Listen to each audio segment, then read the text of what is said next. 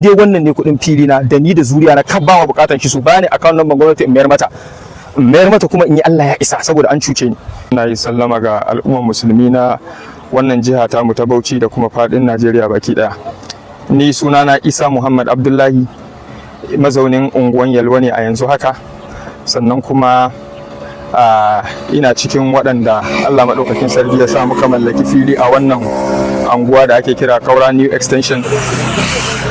Allah maɗaukakin sarki ya sa ina da filaye guda 3 a wannan wuri wanda na saye su on 9th January 2014. Na sayi waɗannan filaye a hannun Alhaji Usman Mai TV wanda a yanzu haka mazaunin garin Bauchi ne nan yana raye. A lokacin na sayi filayen nan a naira 35,000 kowane guda 3 40 by 40 ya tashi 105,000.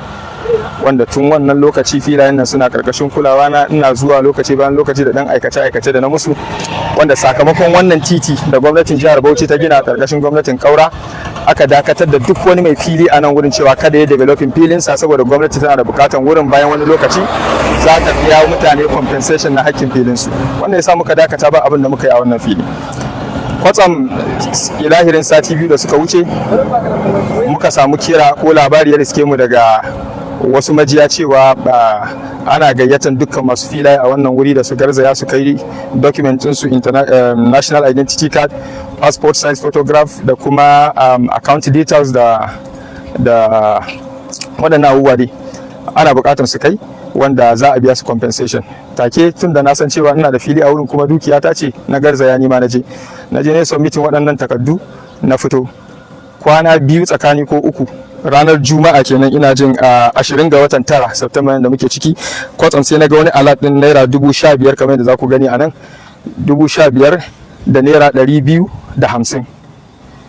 Da na ga wannan alert din kuma na ga Ministry of, duk da ya yanke hankali na bai sawwara abin da kyau ba, sai nake ta tunanin ta ina ne. Karshe dai tunani na ya riske ba ni da alaka da wata ministry in ba Ministry of Land na submitting documents na takarda na fili na garzaya na je wurin ranar Monday don in tabbatar da menene gaskiyan al'amarin.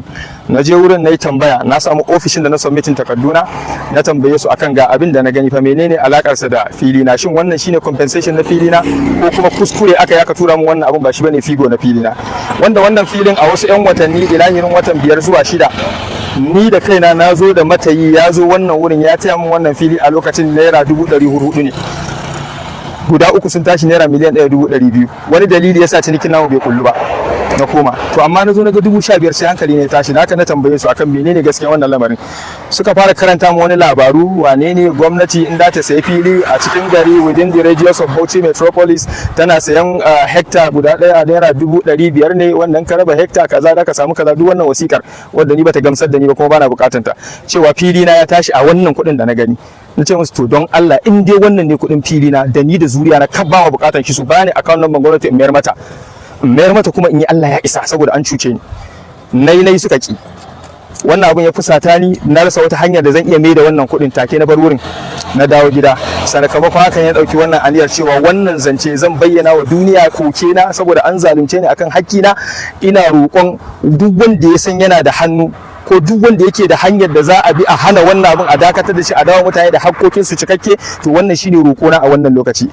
In kuma wannan abun bai yi ba, to muna shaida wa duk wanda yake da hannu a cikin wannan badakalar cewa fa wannan rayuwar gida biyu ce, akwai nan duniya kuma akwai lahira. Idan an ci a nan, to wallahi babu yafiya za mu tsaya gaban Allah kuma kwata mana hakkinmu. Nagode, wassalamu alaikum warahmatullahi.